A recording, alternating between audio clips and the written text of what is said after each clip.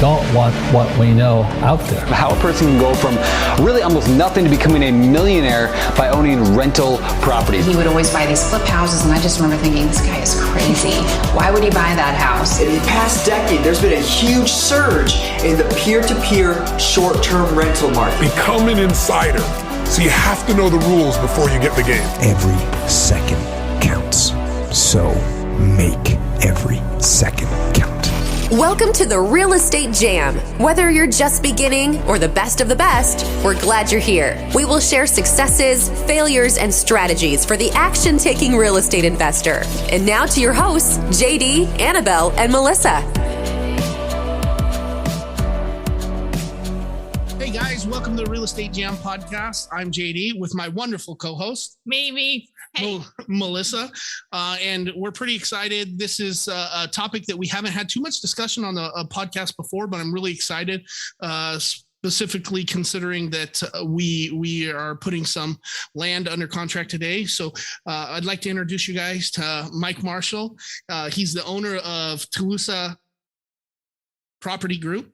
He has a lot of experience with land development and a lot of kind of higher level knowledge. And if you're a newer investor, you should really pay attention, because a lot of times you can find land that nobody wants and create value there. And I think this is going to be a good show for you guys. So, yep.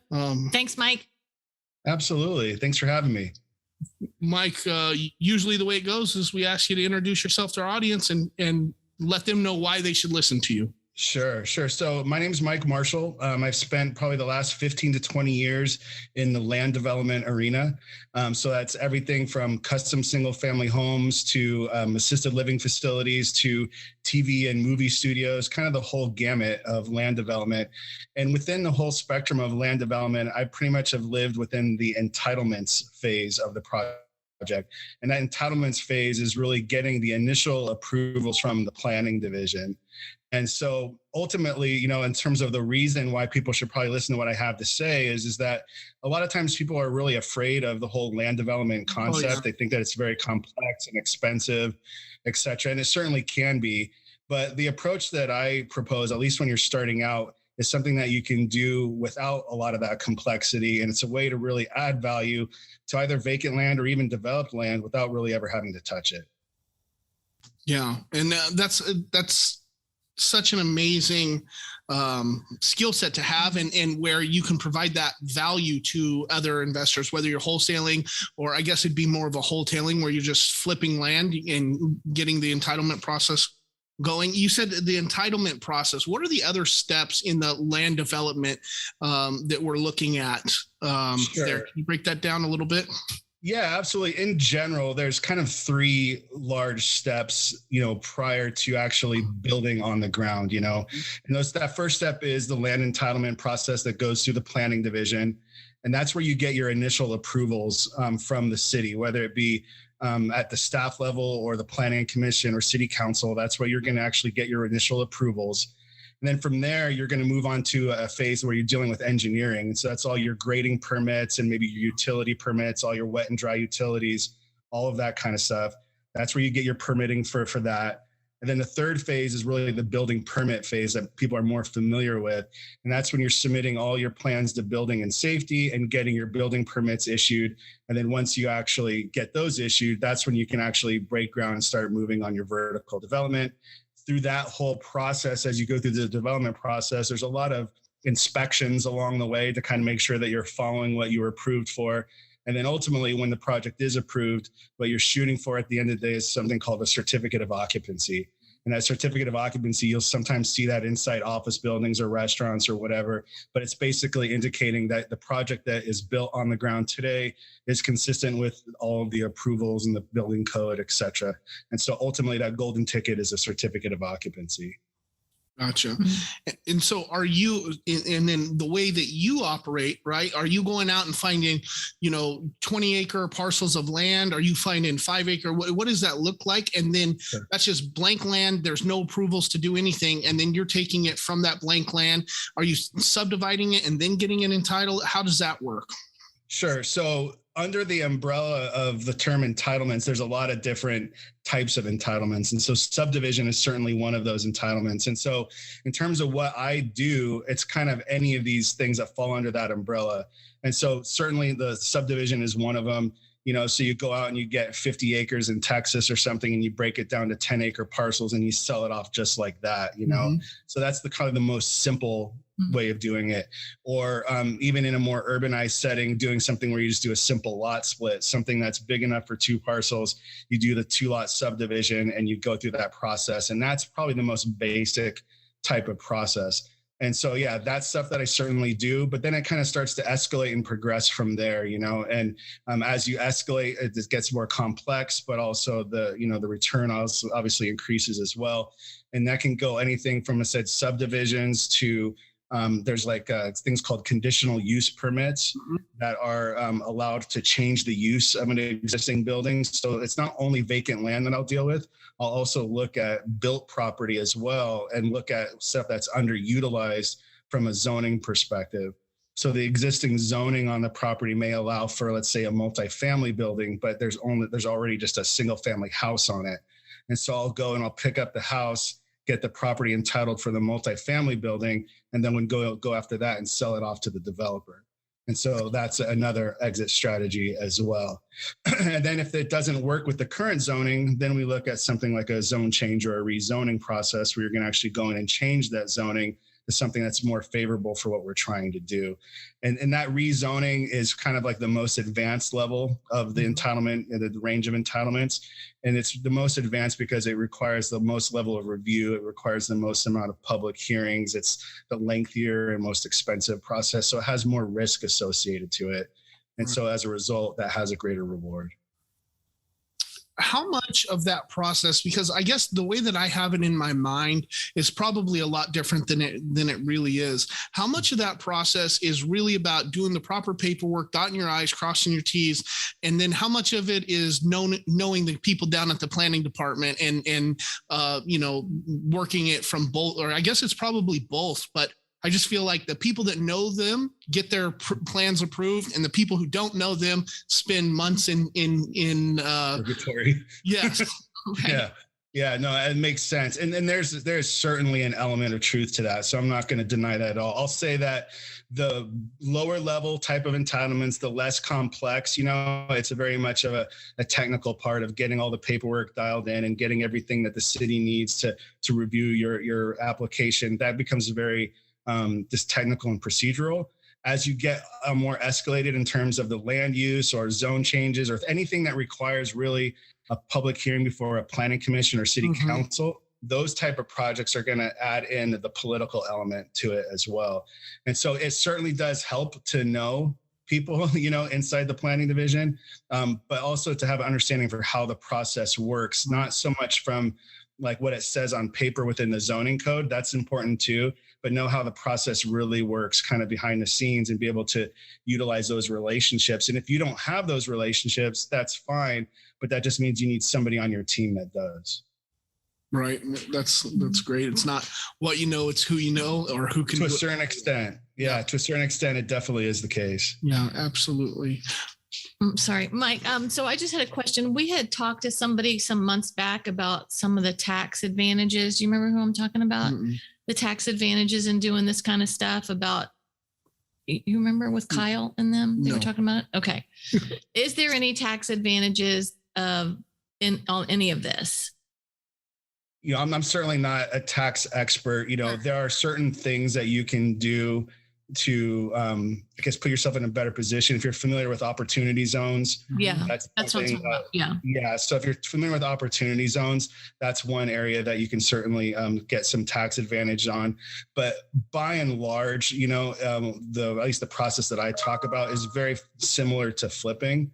The way that I kind of just convey it to some people is that it's not only just flipping the land, it's actually flipping the entitlement, that approval itself, And so there really isn't any necessary specific tax advantages that are associated with entitlements unless you're going into a situation like an opportunity zone or if the city or county has some special initiative that they're saying, hey, we want you to develop within this area. We want you to develop this type of property.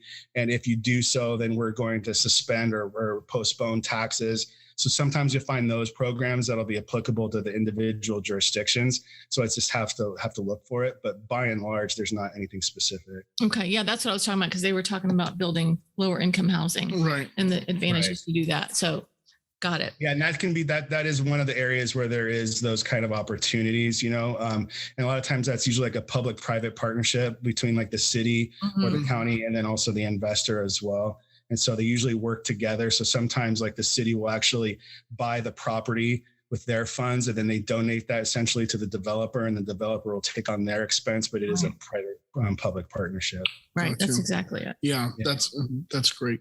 So how are you going out and finding, are you just buying these properties off the MLS like normal? Are you going direct to seller? Are you partnering with other land developers? What are you doing to acquire this land? Or are you even acquiring it? Are you just consulting on the entitlement process? How does it work for you in your business? So for me in my business, there's a couple ways that it works. One is a straight consulting situation where if somebody brings a property to me and they're wanting to go forward with one of these projects, I'll consult with them and I'll bring it through the process. And usually it's a situation where if I'm kind of coaching and consulting from afar, then it's just a consulting fee.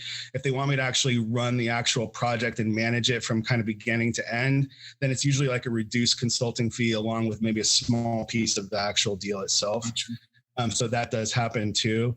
In terms of the mechanics and the type of deal and how that's structured, that can go a myriad of different ways. I mean, it could be an option agreement, it could be an assignment situation, or it could be just a straight up sale. One of the things that's a little bit unique is that with these kinds of situations, we're usually able to build in larger due diligence periods or entitlement contingencies to protect our position, and hopefully get to a place where we get those entitlements approved before we actually close on the acquisition. Oh, wow. Yeah, that makes sense. Yeah. It lowers your risk.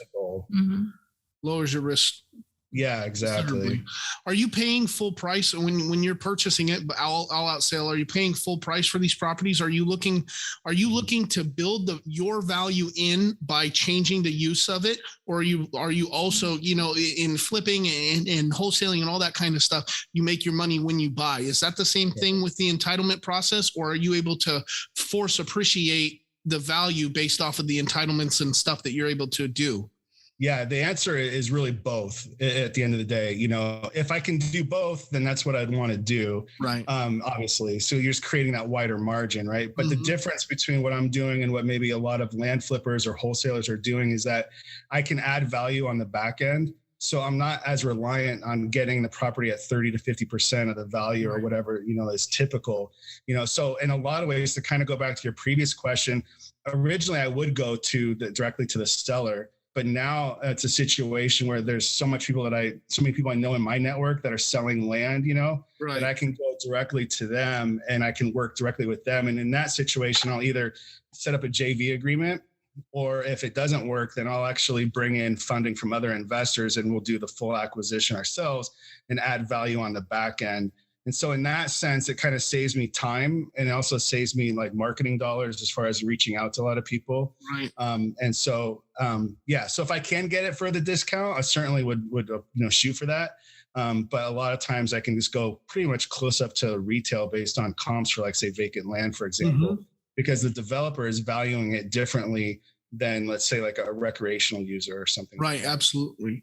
So how are you identifying the properties that you want, right? Because there's land everywhere, but you're not buying every piece of land, and you're not putting in new entitlements on every piece of land. So what kind of is your criteria? How do you know whether or not you're going to want to even evaluate to pursue these land deals?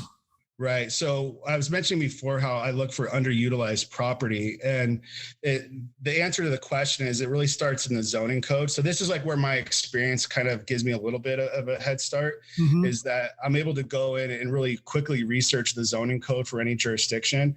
and understand what the parameters are, what the development standards actually are for that zone, you know? And so what I'll look for, I mean, like vacant land inherently is pretty much underutilized to begin with, except for like agricultural land or whatever. And so if I have that and I know what the current zoning is, I know what the potential is, you know? And so if it's vacant land that can have a single family house on it, there's some value there and it's worth doing an entitlement process for that. But if it's vacant land that could be for multifamily, well, then I'll look at that as a little bit more closely. Or if it's vacant land that's zoned for single family, but it's located right next door to multifamily zoning, then I'll look at that as well. And so really what it is I'm having to understand what the zoning code actually allows for. And then I could set up my criteria based on the zoning, the existing land use, lot size, things like that. And then I'll use the data providers like DataTree or CoreLogic to actually create a mailing list that filters all of those out. So then what I have at the end of the day is I have a core list of underutilized properties based on those criteria. Gotcha. And then if you were marketing, you would market with direct mail or text messaging or any of those typical real estate investor strategies. Is that right? Yeah, that's right. There's nothing special in terms of what I would do for marketing, you know. Again, the only difference nowadays is I tend to go direct to the actual land investor than to like the homeowner or the landowner that's trying to sell off, you know. So I go directly that way usually now. But previously I would do that, and I've done that for, you know, properties in very rural areas, and I've done it for properties in downtown LA, you know, so it goes either way. Gotcha. And are you doing this in one specific location, one specific state? Are you doing your own deals all across the country? What does that look like for you? Yeah, so I do most of it here in Southern California. That's probably where most of the stuff happens for me. But as I get, you know, working with other people that I'm consulting with and stuff, I'll get properties and deals from other places too. So it tends to be a lot throughout the South and Texas. So Texas, Alabama, Mississippi, places like that. And it's just places where other land investors are picking up land, you know. And so I'm looking at the properties they're looking at and seeing if there's ways that we can add value to it. So the way that I approach people usually is I approach them with a JV offering first, you know, see if it's something that they're interested in. And then if not, then I'll go looking at the possibility of acquiring it. And I know this question is probably one that you're not going to be able to answer with anything other than it depends, but what is the profit margin or spread that you're looking when you compare it to the amount of money that you have invested versus the amount of time? Because I feel like some of these development projects or entitlement pieces can take, you know, really they can take years, but, you know, 6 months, 4 months, 3 months. I don't think you're doing anything in less than a week, right? That's generally true. And so I'll say this is that, yes, it depends. It depends on the jurisdiction that you're in. It depends on the type of project that you're working on. So just for example, I mean, out here in California, it's going to be harder. It's going to be longer. It's going to be more expensive. You know, in Texas, I love Texas, especially for subdivisions. Texas is great, you know, because it's faster, cheaper, you know, so that's always a good thing. But I'll say this too, is that ultimately, you know, the process can be rather lengthy, you know, I mean, it can be in the realm of 3 to 6 months. And then sometimes it could be in the realm of like 2 to 3 years, depending on the project. So like a TV movie studio that I was mentioning, that's like a 2 to 3 year process. Something that's, you know, a simple 2-lot subdivision, that's a residential lot split in some jurisdiction in Texas or in the South, that could be in a matter of a couple of months, you know? Yeah. So it just depends. And so each jurisdiction has their own regulations. And a lot of times they have exemptions to certain things that says, well, hey, if you're going to do a smaller project, this will be faster and easier and cheaper for you, you know? So that's always where I recommend people start. And the last thing I'll say is that the way that I suggest it is that there's kind of like little entitlements, bigger entitlements, and then really like home run entitlements. Home run entitlements are like, you know, zone changes and things like that. I always suggest people to start with the little ones and maybe even just stick with that because you fly under the radar. There's certain entitlements that you could do based on the jurisdiction where you don't even have to go to public hearings or anything like that. And so you can just hit these singles over and over and over again and make a career just out of doing that and never having to deal with like the public hearings or any of that stuff. It makes it much more simpler. And probably a lot less frustrating too. Yes, yeah, absolutely. Well, if we're talking to our beginning wholesalers and stuff that are finding a lot of this land, how would you tell them to start to tackle these problems? Where do they start at? They start at becoming familiar with the zoning codes and stuff like that, or where do they need to do to start making this part of their strategy? Sure. Yeah, I think you're exactly right. You start trying to learn the zoning code of the areas that you have property in currently. Mm-hmm. So start with the current inventory that you have. Don't necessarily look at going out and proactively searching for it quite yet. Look at what potential you absolutely have. The thing I always ask people is, how much money is sitting in your portfolio that you don't even know about? Right. That you don't have you just don't have that idea yet. So that's what I say is you go out there and you research the zoning code for the jurisdiction you're in, see what's possible for, one or two of the properties that you're working on, and seeing if there's a way that you can add value that way.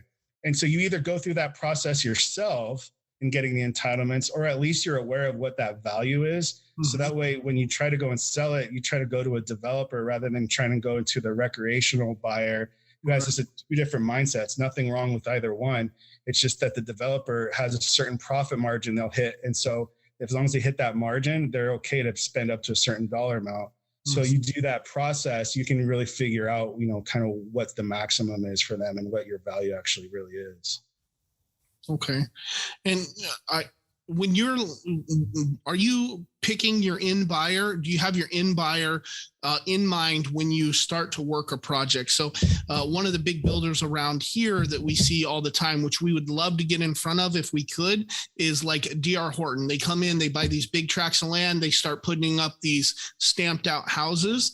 I'm not sure if they're building or if they're buying direct from the original landowner and then doing the entitlement process themselves and going through it like that, or if they're coming in and finding these areas that have been got by guys like you that have gone through the zoning process and got the entitlements put on it, and then you're selling that land to them and then they come in and develop it.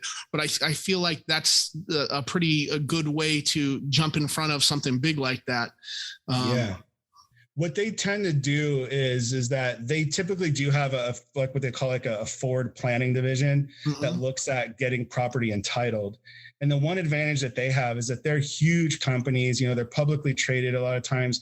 And so they have the ability to sit on large tracts of land for years without ever doing anything to it. And so that gives them a kind of a distinct advantage just in that, so they don't necessarily have to run and get their entitlements right away. Mm-hmm. The other thing I'd say is that, there's a lot of smaller to medium-sized home builders that they just want to go and build their property, right? They don't necessarily want to deal with the entitlements because they see it as risky from a lot of perspectives. Right. And they also see it that there's no certainty involved because they just don't know. They don't know what it's going to take to get that approval. So the reason why there's value with these entitlements is because it provides certainty and it eliminates the risk. And that's why the builders find it valuable. So they would rather go and buy an entitled piece of property and then just go and build what was entitled rather than actually go and getting the entitlements themselves, because it's added cost and added time and added risk ultimately. Right. And if you learn enough about it, you can mitigate your risk and create that value right there. Absolutely. I mean, there's certainly ways to mitigate that risk. There's ways to deal with everything. Believe it or not, most projects ultimately get approved. People hear the horror stories of things getting denied, but really most projects ultimately get approved. They just get tweaked towards the end to add in some sort of condition of approval, or it gets to a point where, they have to donate money to the senior center or something crazy like that. So it always gets worked out, or usually gets worked out. It's a very rare project that gets denied when you look at the total sum of everything going through. Okay. And I think that's important too. And most of it, I feel like the stigma about it is just comes from a lack of knowledge, right? And not understanding the process. And we as investors, if we spend some time self-educating, and then once we decide that we have the baseline knowledge, start to reach out to some of these experts that can help, or mentors to help guide us and lead us down the path that we need, that's a huge benefit. But it all starts with that self-education portion and really doing the work for yourself to find out what it is that you need to know, and then seeking out somebody that can guide you. And with that said, I know that you are able to help some people, and there's some stuff. If people are looking to get a hold of you, or they're interested in the land entitlement process, and really just land in general, where are we sending them? How can people find out more about you? Sure. Yeah. So the best way is through our website. It's tolosapropertygroup.com. So that's TOLOSA. So it's tolosapropertygroup.com. And on that website, we have a few different things. We have some services that are consulting services that we offer on a project by project basis. We also have a few different courses that we've offered out there as well. The most recent one is going to be released actually on September 1st. And so that's called Entitle and Flip. Mm-hmm. And that just goes over this whole process that we've been talking about today, the whole concept of getting your project entitled and then turning it over and adding value accordingly. And so on that website, you'll find a lot of great information. There's a blog that we keep a lot of information going on as well. So there's all that. It can be found on our website. And like I said, there's all sorts of consulting stuff on there too.